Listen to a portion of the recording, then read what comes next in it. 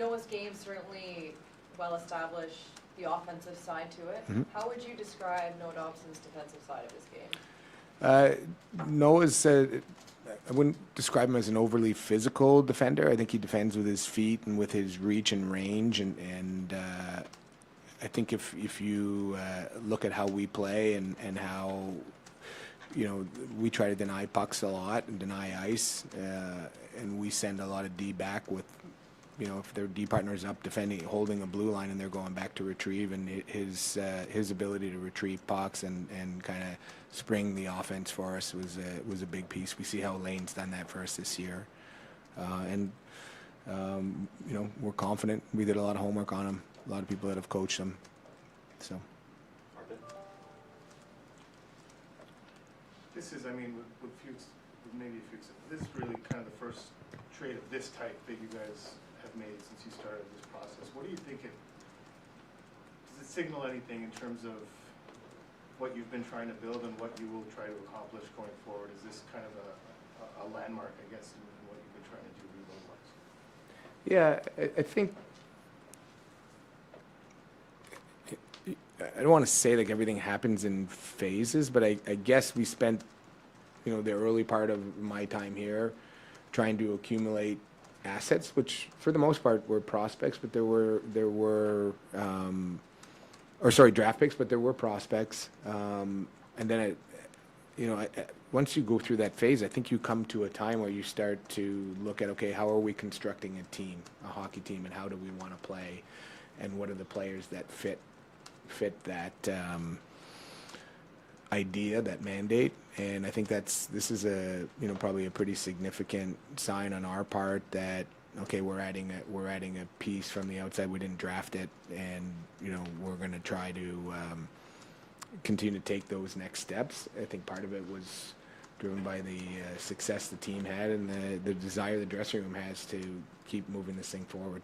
How, when you say players that can fit to the way we play in our room and et cetera, like if there's such a scarcity of players available every offseason that are of this caliber, Mm-hmm. whether they're whatever position they play,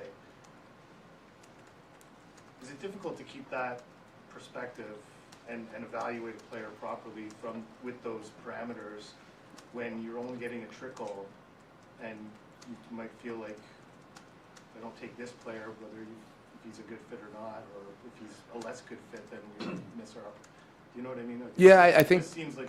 I think sometimes that decision's made for you.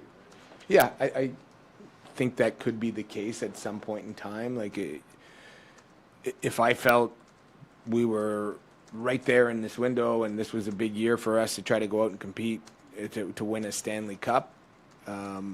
If there's teams out there in this market, they might pay a pretty significant price for a centerman if they're, or a forward of type of thing. So I don't feel like, we're trying to build something again without compromising that long-term objective. And I might feel differently 3 years from now, but for now, no. We're pretty comfortable trying to make decisions that we think are right and not rush to a decision just because we want to be better tomorrow. Kent, I imagine Dobson being a right-hand shot is a big part of this. Just where do you see him fitting in as far as possible pairings and the options that this gives Marty now going forward?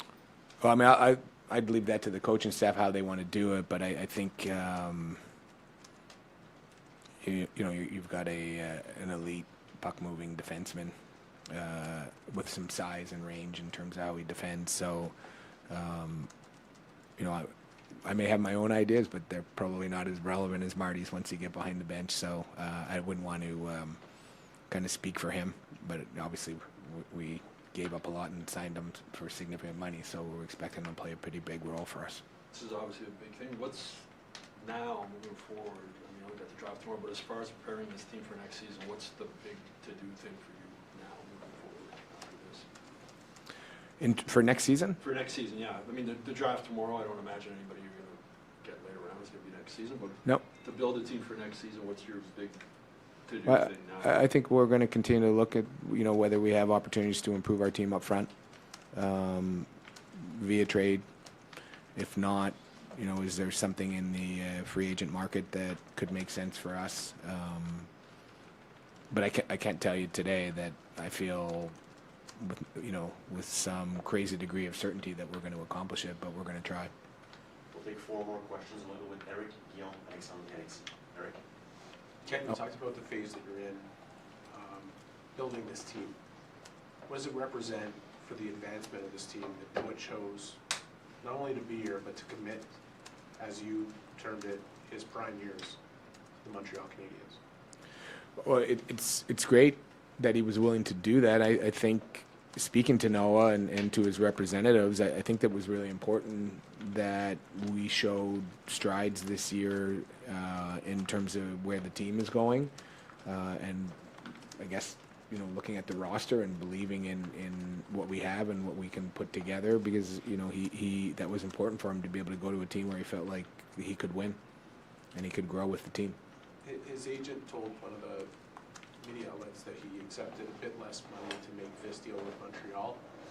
We haven't spoken to you since the Stanley Cup final. Whether you're in Florida or you're in Montreal or you're in any market, how critical is it for players not to sell themselves short, but to take a little less if you want to be in a situation where you can have the type of team you want to have, which competes and potentially wins year over year? Well, as a general manager, I think that's very important. Some people may call me a hypocrite, but I think it's very important. And listen, I represented hockey players, a lot of them, who made that decision.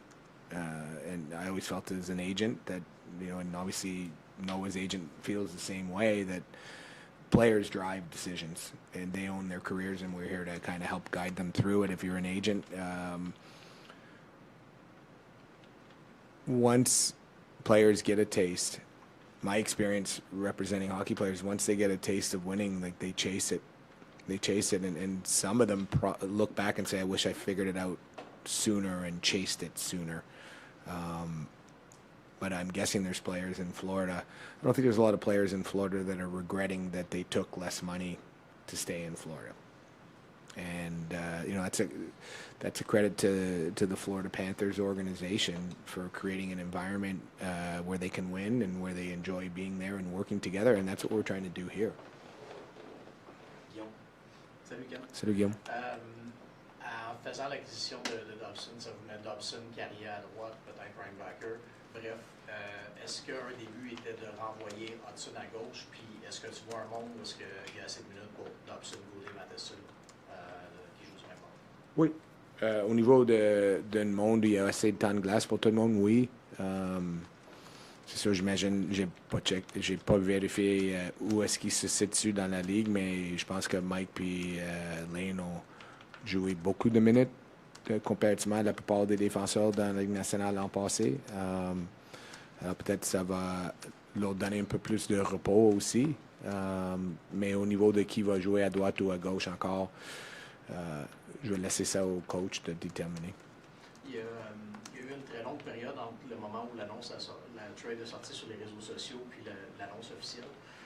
Est-ce que de votre côté, il y avait autre chose qui se préparait peut-être en lien avec ce trade-là? C'était-tu plus du bord des Islanders? Comment s'est passé ta journée là-dessus? Comment ça a passé?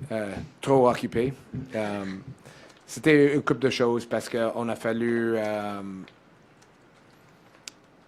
je pense que c'est sorti avant que l'échange était fait. Alors, il y avait beaucoup de monde qui parlait qu'il y avait un échange qui était fait, mais ce n'était pas fait encore. Deuxièmement, pour qu'on était en mesure de lui signer pour 8 ans, il fallait que les Islanders lui signent puis nous échangent le joueur.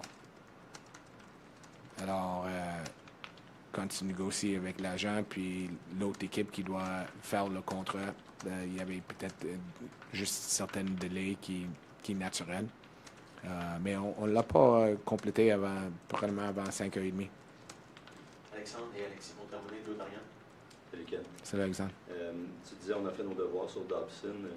L'année dernière, il y a eu un petit dip dans sa production. Défensivement, ça n'a pas été sa meilleure année non plus.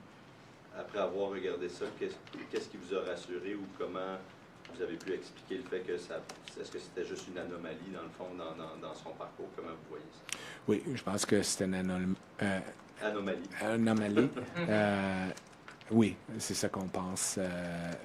Quand j'ai dit qu'on a fait beaucoup de devoirs, on a parlé avec assez de gens qui ont une connaissance du joueur, pas juste l'an passé, des coachs, plusieurs d'autres personnes. Alors on n'est pas inquiète. Puis au bilan, tu disais il faut maintenant qu'on décide si on fait prendre de l'expérience à nos jeunes encore, si on continue à leur faire prendre de l'expérience ou si on va chercher de l'expérience. Tu fais 2 mois et demi de ça, où t'en es par rapport à ça aujourd'hui, puis le fait que tu sois allé chercher un autre jeune qui fit le timeline de ton noyau, de tes kids, mais il n'y a pas nécessairement plus d'expérience que tu es allé chercher ailleurs. Comment tu vois ça aujourd'hui? Je pense qu'on va faire les deux, où on trouve les chances de faire les deux.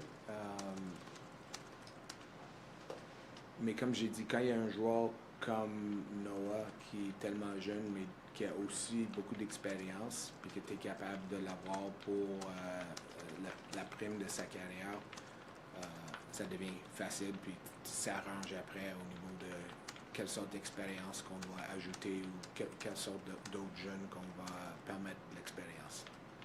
Alexis, dernière question. Kent, bonjour. Bonsoir. Vous aviez déjà parlé du fait que Nick était votre standard pour le salaire.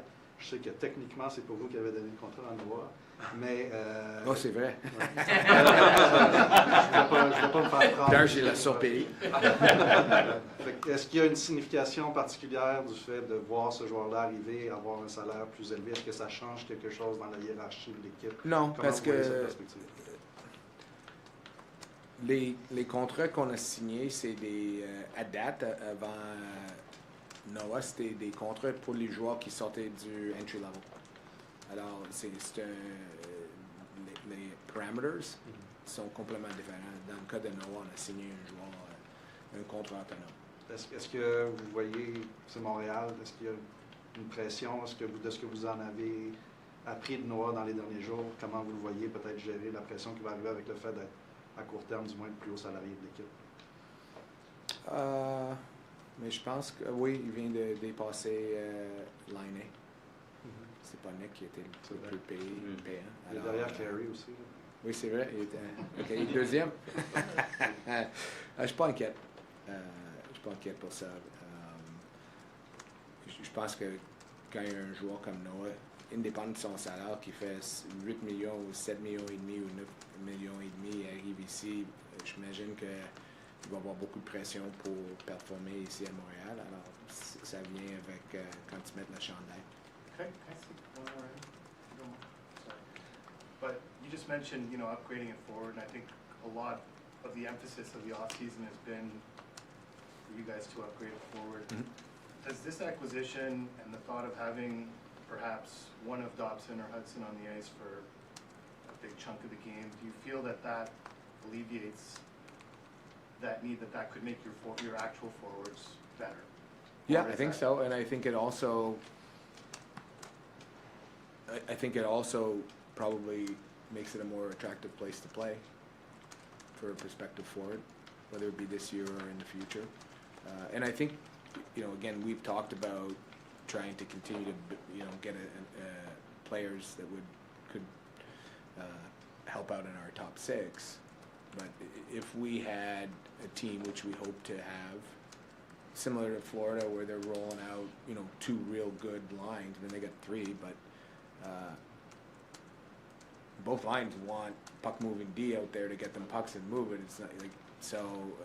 I think in that regard, when the puzzle's complete, you have puck movers, not just the one. We're going to have more puck movers to move through our lineup. Merci, Kent.